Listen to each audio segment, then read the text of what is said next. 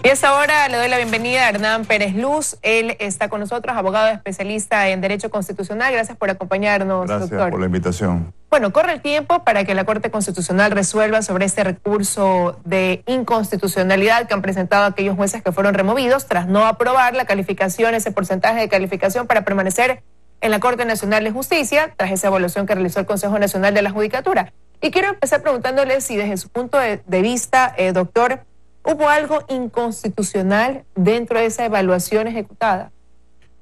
Bueno, visto de afuera y por lo que conozco, parecería que no. Parecería que allí se incorporaron algunas personas ajenas al Consejo de la Judicatura con el propósito de asistir y dar una colaboración al Consejo de la Judicatura en este proceso de evaluación. Parecería que no hay discusión de que se necesitaba evaluar a los magistrados de la Corte Nacional de Justicia. Yo creo que ni ellos mismos se negaron o niegan esa realidad. Entiendo que lo que se ha cuestionado es el hecho de que se ha pedido la colaboración de un grupo de juristas y de profesionales en ese proceso de evaluación. Pero de lo que conocemos, esa asistencia o esa asesoría no fue decisiva finalmente en la evaluación, que la asumió y es responsabilidad fue del Consejo de la Judicatura. Así que yo no sé si eso deviene necesariamente en una inconstitucionalidad, digamos. No le veo mucho sustento. Yo entiendo que las personas que no fueron pues calificadas se sienten ofendidas o se sienten perjudicadas y que inician estas acciones, pero en el fondo yo veo que eso no es. ¿Pero por qué no hubo quizás la misma reacción previo a esta evaluación, sino una vez que ya se obtienen las calificaciones? Porque si bien es cierto, sí hubo una serie de cuestionamientos y de contras a que se ejecute esta evaluación por parte del Consejo Nacional de la Judicatura, ahora cobra más fuerza ese argumento de que rechazan que se haya conformado un comité de apoyo de la evaluación, y es uno de los principales argumentos que ponen en este recurso de inconstitucionalidad. ¿Por qué no haber sido más firmes antes en eso, sino ahora, una vez que ya fueron removidos por no completar el 80% mínimo de calificación? Y no solamente eso, sino que además la propia Constitución nuestra, la ecuatoriana, viene desde el año 2008 repitiendo, y bueno, está establecido ahí un principio, un mensaje de la necesidad de que la sociedad civil participe en las decisiones de los órganos públicos. Es decir, que de alguna manera hay un principio constitucional transversal que permite, reclama, llama a la sociedad civil a participar. Y este es un caso típico en la que un órgano público establecido, como es el Consejo de la Judicatura, solicitó la asistencia, el acompañamiento de ciertos profesionales. De ahí a que eso es una violación constitucional, yo sinceramente no veo. Puede ser que se haya cometido algún error, alguna injusticia, eso es casi natural, lamentablemente, en estos tipos de procesos. Quizás hubiera sido diferente si es que básicamente la evaluación hubiera girado en torno a ese informe del Comité de Apoyo de la Evaluación, pero no fue así. Ese fue un componente más, dicho por el mismo Consejo Nacional de la Judicatura, dentro de varias aristas o varios parámetros que se utilizaron para esa evaluación. O que se hubiera juzgado a las personas por resultados de una sentencia determinada, es decir, porque fueron sancionados porque le dieron la razón a Pedro y no a Juan en tal decisión. Ahí sí hubiera habido realmente una invasión a la autonomía y a la independencia de los jueces. Aquí lo que se hizo fue recoger una serie de factores, entre ellos analizar un poco no tanto los resultados de la sentencia, sino el proceso de razonamiento y otro tipo de elementos que nuevamente fueron simplemente un insumo al Consejo de la Judicatura. Es totalmente diferente a lo que sucedió, en lo que hemos tenido la lamentable experiencia en el Ecuador de otras situaciones en las que el órgano político por excelencia, como fue la Asamblea Nacional, el Congreso Nacional en su momento, descabezó sin ton ni son pues, a la Corte Suprema y al Tribunal Constitucional por decisiones que se habían tomado, ¿no? Ahora, me gustaría analizar escenarios. ¿Qué pasa si en menos de 15 días la Corte Constitucional admite esta acción presentada por la jueza Carmen Corral. Bueno, si la Corte da razón a los demandantes, habrá que regresar las cosas a su estado anterior, habrá que ver qué razonamiento hace la Corte, porque la Corte va a tener que explicarle al país por qué un proceso como ese es inconstitucional y tendrá que corregirse ese error y tendrá pues que volverse a hacer una evaluación tomando en cuenta la recomendación, la decisión de la Corte.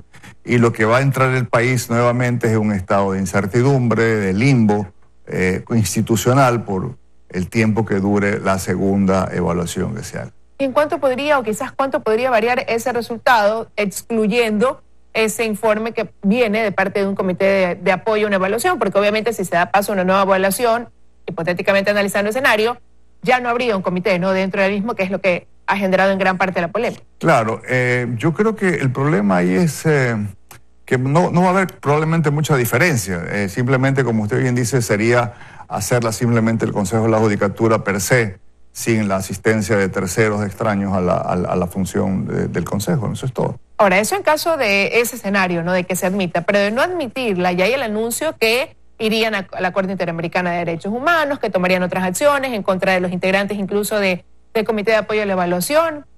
¿Cuánto podría llegar a prosperar un recurso como ese?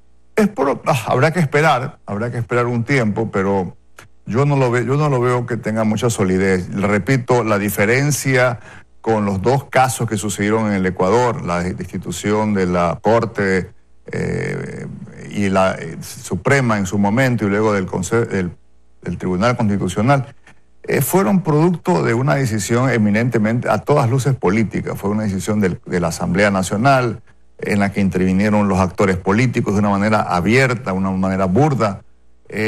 Tratar de jalar ese precedente y aplicarlo a la situación actual no le veo mucho sustento. Hasta mientras, pues, tendrán derecho, obviamente, de iniciar este largo peregrinaje ante primero la Comisión Interamericana, luego a la Corte Interamericana y veremos. Probablemente lo que podrá haber ahí es una reparación económica.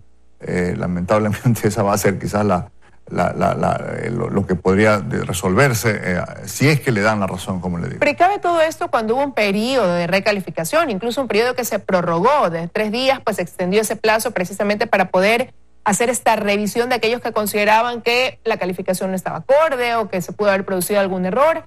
Y sin embargo concluyó ese tiempo, el Consejo Nacional de la Judicatura, en el caso de los jueces, ratificó que los porcentajes eran los que estaban y que por ende la cantidad de funcionarios removidos era ese. Hubo una variación en uno de los cojueces, pero así quedó cerrado el caso. Sí, yo no lo veo porque en eso creo que el Consejo de la Judicatura hizo bien en tomar todas las cautelas necesarias para garantizarle a los magistrados el debido proceso. Mire, yo no comparto tampoco que esa fue la mejor y más acertada evaluación que se pudo haber hecho, resulta un poco difícil que a magistrados de tal alta jerarquía se los someta a este tipo de evaluaciones. Pero por otro lado, la ley lo permite, la ley lo exige y era necesario hacerlo. Recordemos que esta Corte, de alguna manera, era uno de los últimos baluartes que dejó el correísmo y que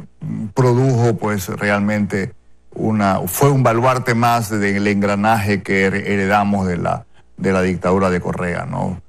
La Corte no ha descabezado a todos, ha reconocido que algunos de los magistrados deben quedarse, que pueden quedarse, que son personas que sí han cumplido con la ley, etcétera. Así que tampoco es que aquí ha habido pues una masacre, una venganza y fue un proceso un poco largo, cuestionado. Sí, es verdad, pero fue largo, fue minucioso.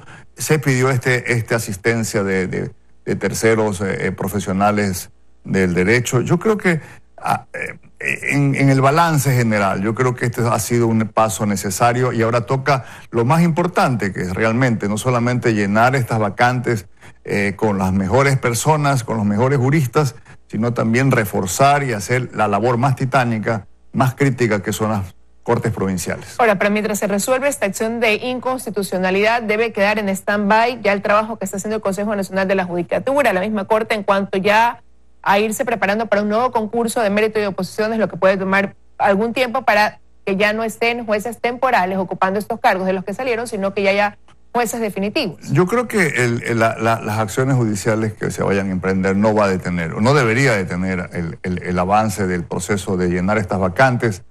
Ojalá que el Consejo recapacite que este sistema de someter a los magistrados a un simple examen de preguntas múltiples, eso no garantiza la probidad y la entereza de magistrados.